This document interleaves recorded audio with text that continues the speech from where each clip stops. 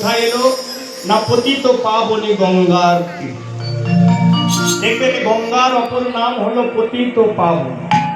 আচ্ছা, গঙ্গাকে পতিত পাবনী কেন বলা হয়?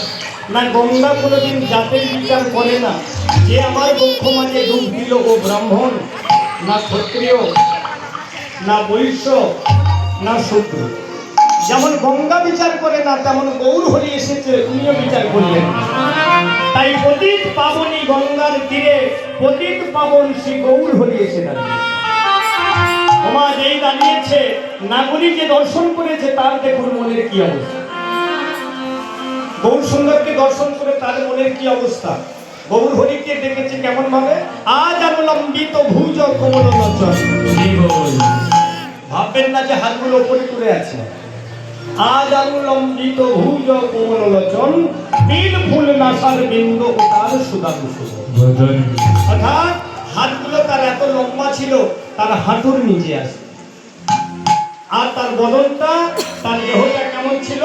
তিল ফুল।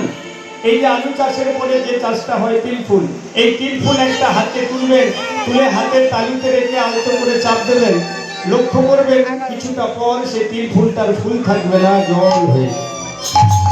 তাহলে তিল ফুলের থেকেও নরম, তিল ফুলের থেকেও কোমল আমার ভগবানের শরীর। তাই সেই রূপটা দর্শন করে আজকে নাগরিক কি অবস্থা। তাই অপর নাগরিককে বলছে, গোরা গোরা করি বড় কি হইল ব্যাধি।